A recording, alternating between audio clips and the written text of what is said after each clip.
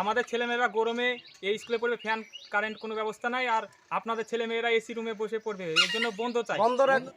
যখন থেকে দিয়েছে তখন থেকে চালা হয়নি, সারা জীবন নেই বন্ধ। আপনাদের ছেলেরা পড়বে কোনো বেসরকারি স্কুলে এসি লাগানো ঘরে, আর আমাদের ছেলেমেয়েরা গরমে মরবে?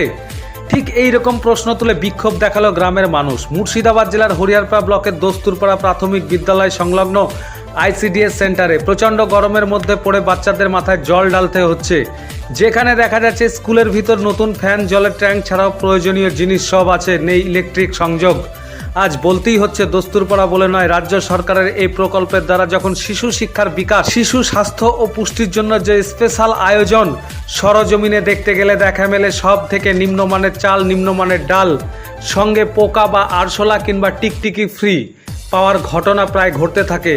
আর কোনো কোনো এলাকায় আইসিডিএস সেন্টারের জানালা নেই, ছাদ দিয়ে জল পড়ছে কিংবা দেওয়ালে প্লাস্টারগুলো খুলে খুলে পড়ছে। এইরকম কঙ্কালসার অবস্থা চোখে পড়ার মতো।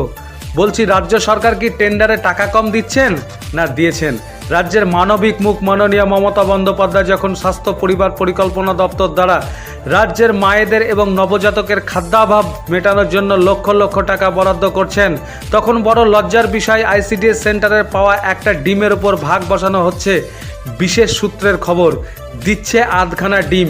একজন ব্লক আধিকারিক এবং ব্লক সিডিপিওর উচিত যে তিনার ব্লকের আইসিডিএস সেন্টারের হাল হকিকত কেমন, কি অবস্থা জানার, কিন্তু কি ভাগ্যের বিষয় তিনিই জানেন না যে ব্লকের কোথায় কোথায় সেন্টারগুলো আছে, কি অবস্থায় আছে, সেন্টারগুলো চলছে কিনা, চালে ডাল দিচ্ছে কিনা, ডিমের হিসাব ঠিকঠাক আছে কিনা, সঠিক খাবার পরিবেশন হচ্ছে কিনা, সেন্টারের শিক্ষিকা সেন্টারে আসছেন কিনা, এইরকম হাজারো প্রশ্নের উত্তরের আশায় বাংলার আমজনতা।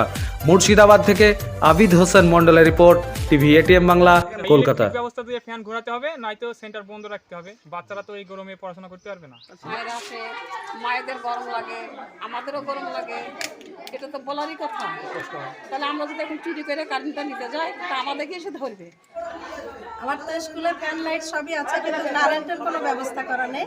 তো আমি উপরে জানিয়েছি, তারা যখন ব্যবস্থা নেবে, যেভাবে করবে সেটাই হবে। আমি আর কিছু করতে পারছি না। ব্যাপারটা বলতে গেলে এখানে দেখাশোনা করার লোক নাই, ফ্যান আছে, কারেন্ট নেই। মা গর্ভবতী মায়েদের অসুবিধে, বাচ্চাদের অসুবিধে, তাই আমরা চাইছি এখানে কারেন্টের ব্যবস্থা করা হয়।